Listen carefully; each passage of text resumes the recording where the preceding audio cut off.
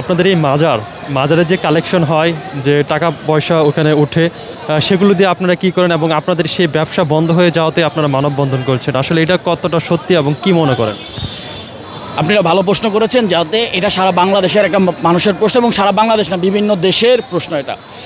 বিগত আপনি কিছুদিন ধরে যদি আপনি লক্ষ্য করেন আর আপনি যদি গোয়েন্দা সংস্থার মাধ্যমে খবরাখবর নিতে পারেন, তাহলে দেখতে পাবেন যে আমাদের গোলাপশাহ মাজার, যেটা 11 তারিখ আপনার ভাঙার ওরা দিক নির্দেশনা দিয়েছে, কিন্তু এই গোলাপশাহ মাজারের অর্থ দ্বারায়, আমি আমার বক্তৃতায় বলেছি, এই গোলাপশাহ মাজারের অর্থ দ্বারায় গুলিস্তান শাহী মসজিদ, যে মসজিদটা বর্তমানে আছে বড় মসজিদটা, এটাই তৈরি করছে এই গোলাপশাহ মাজারের অর্থ দ্বারা।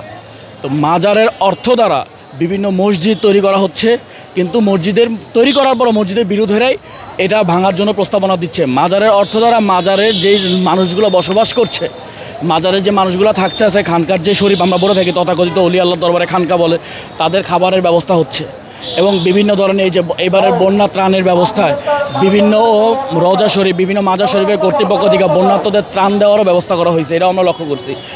তো এই যে অর্থ দ্বারা কিন্তু কোনো ব্যবসা হচ্ছে না, চোরাচালান হচ্ছে না, এ দ্বারা কিন্তু বিভিন্ন মানুষের উপকার, স্বেচ্ছাসেবকমূলক, জনগণমূলক কল্যাণ কাজই করা হচ্ছে, কিন্তু আমরা এটা লক্ষ্য করতেছি না। আমরা লক্ষ্য করতেছি কি, এই টাকা চুরি করা হচ্ছে। কই, সারা বাংলাদেশের কোনো অলি আল্লাহর রওজা শরীফ, কোনো মাজার শরীফ তৈরি করতে কিন্তু টাকা চাওয়া হচ্ছে না, কিন্তু বিভিন্ন মসজিদ, আমরা মন্দির না বলি বাংলাদেশে, কারণ মন্দির হিন্দু সংস্থা আমাদের দেশে কম, কিন্তু মসজিদে যারা আছে তারা কিন্তু রাস্তাঘাটে, বাসে, আপনি যেখানে থাকেন না কেন, মসজিদ তো উঠানোর জন্য, মসজিদ তৈরি করার জন্য টাকা উঠানো হচ্ছে এবং এখান থেকে কিন্তু একটা প্রফিটও তাদের যায়। এটা নিয়ে আমরা না কথা বলি থাক, কিন্তু মাজার শরীফ তৈরিতে কিন্তু কোনো ধরনের অর্থ চাচ্ছে না তারা।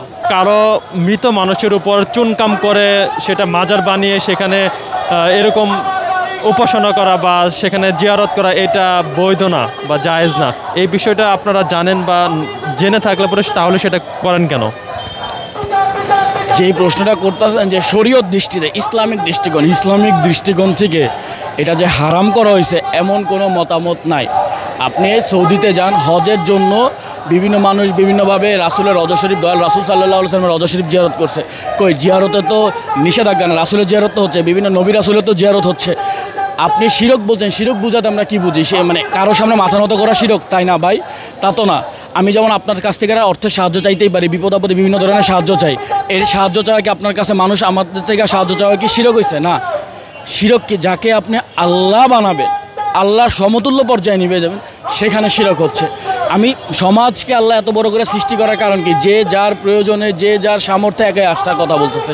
দয়াল রাসূল সাল্লাল্লাহু আলাইহি সাল্লামের বিদায় হজের মদিনা শরীফে যখন মদিনায় গমন করলেন হিজরত করে, তখন কিন্তু তিনি ভ্রাতৃত্ববোধের সম্পর্ক তৈরি করছে। এক একজন সাহাবী সাহায্যে এগিয়ে আসছে। আনসার সাহাবীরা মুহাজির সাহাবীদেরকে সাহায্য সহযোগিতা করছে, কিন্তু এখানে তো কোনো শিরক হলো না। একজনের সাহায্য সহযোগিতা করে আসার জন্য এখানে কোনো শিরক নেই। আল্লাহর সমতুল্য কাউকে তৈরি করাকে শিরক বলে, কিন্তু কোনো অলি আল্লাহর মুরিদ, সেখানে সে যারই ভক্ত অনুসারী হোক, কিন্তু সে তাকে কিন্তু অলি আল্লাহ বানাচ্ছে না, সে তাকে অলি আল্লাহ বানাচ্ছে, কিন্তু দুঃখিত, সে তাকে আল্লাহ বানাচ্ছে না। যদি আপনি তাকে আল্লাহ বানান, সেখানে আপনার ভুল হইতে পারে। আল্লাহ যদি না বানান, সেখানে কোনো শিরক হওয়ার সম্ভাবনা থাকে না। আচ্ছা, সর্বশেষ আমরা একটা প্রশ্ন, আপনি এখানে এসেছেন, আপনি কোন তরিকতে বিশ্বাস করেন বা কোন মাজার থেকে এসেছেন? আমি কোনো ব্যক্তিগতভাবে মাজার শরীফে পক্ষে, কিন্তু কোনো অলিয়া ব্যক্তিগত কোনো তরিকত পন্থীর পক্ষে নাই। আমি কোনো দরবারে যাই পার্সোনালি, ওই দরবার শরীফের থেকে আসছি না। আমি সারা বিশ্বের বিভিন্ন মানুষের এই রওজা শরীফ, বাংলাদেশের যে রওজা শরীফগুলো ভাঙা হচ্ছে, এই ভাঙার জন্য, এর প্রতিরোধমূলক গড়ে তোলার জন্য আমাদের এই সংগঠন। এটা কোনো একক কোনো দরবারের সংগঠন না। একক কোনো যদি দরবারের সংগঠন হতো তাহলে মানুষজন আপনি ভিড় দেখতেন। ব্যক্তিগতভাবে আমি কোনো দরবার শরীফের সাথে বর্তমানে যুক্ত নাই।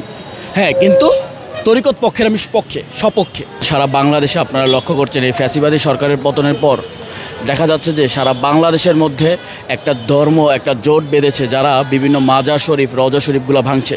শুধু ভাঙছেই না, তারা সেখানকার দান বাক্স থেকে অর্থ সম্পদ চুরি করতেছে, বিভিন্ন মানুষকে বাস্তু হারা করতেছে, অর্থ সম্পদ হারা করে দিচ্ছে এবং মাজার শরীফ বিভিন্ন তরিকতের পন্থীদেরকে সারা বিভিন্নভাবে বিশৃঙ্খল করে দিচ্ছে। বর্তমানে আমরা এটাও দেখতে পাচ্ছি যে সারা বিশ্বে বিভিন্ন দেশে নবী রাসূলের রওজা শরীফ আছে, তা কিন্তু বিধান হারাম না রওজা জিয়ারত করা।